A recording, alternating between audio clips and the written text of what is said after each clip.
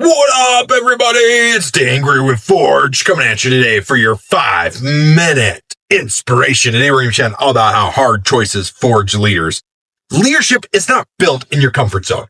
It's built in the tough calls, in the ones that make your hands sweat and your knees shake. And that is 100% the truth. And when you're a forged leader, you get really good at making those tough calls. And guess what? You're going to make them over and over and over again. And until you get used to making hard calls, it's tough to make decisions. I got to tell you. So my kids sometimes used to struggle with ordering off the menu. They'd be like, I don't know what I want. And like, finally they would have to decide. And what would happen is here's what I did to them. Okay. Instead of me saying, oh, you should have this and making an example, making a suggestion to them, I would literally be like, what do you want to eat? What sounds good to you? I wouldn't ask questions. I wouldn't say, you should have the burger. You like burgers. I would say, what do you like to eat? What do you feel like today? I would ask them questions that got them to make decisions. And as a leader, I do the same thing within my team. I go, what do you think will move the needle forward the most today? How do you think you could get that customer? What do you think you could do to seal this deal? What do you think you could do to make that customer happy? You see what I'm saying? Right? I didn't say you should do this to make that customer happy. You should do this to move that deal forward. What do you think would work best? Right? And then I let them answer. So that's a hard thing to do as a leader. But what that's doing is that's building more leaders. That's getting people out of their comfort zone into doing hard things. They're flipping that switch.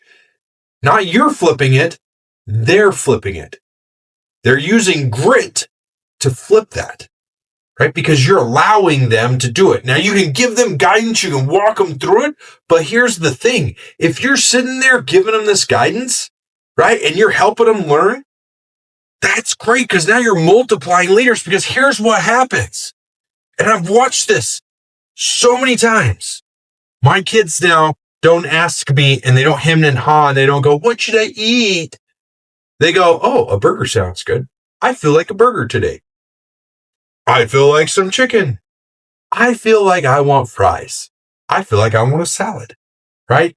They say what they want. They don't say, what should I have anymore? Right? They're able to look at it, evaluate the entire menu, and figure out what they want to order.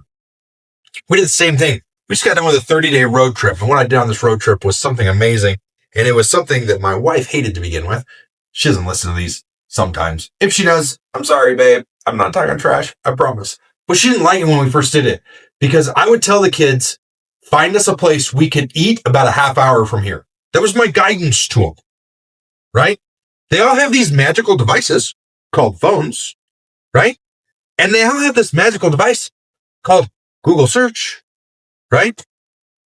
And what happened was in the very beginning, the first time they did it, there was actually some anger within the car. Not for me because I was smiling the whole time, but like they were like, this is stupid. We've already passed that place. We can't go back to that. Great. That's why I told you to find a place in 30 minutes ahead of us. Figure out where we are. Figure out where we are 30 minutes ahead of us. I'm teaching them to critically think for themselves by doing this. And you might be like, oh, that's so stupid. What if they give you a place you don't want to eat? I would give them some guidelines. I don't want fast food. I don't want sandwiches. I don't want anything greasy. You know what I like. By the end of the trip, by the end of 30 days, I could literally be like, okay, I need something within the next hour and I want to feel good after I eat it. And I want everybody to enjoy it. And they would come up with like 4 amazing choices. And then I would say, cool, make a decision. What we're going to eat. Sweet. What's the name of it? They tell me the name. I press the microphone button. I would say, hey, put this in my map as my next stop. And it would put in my map as my next stop and we would pull in.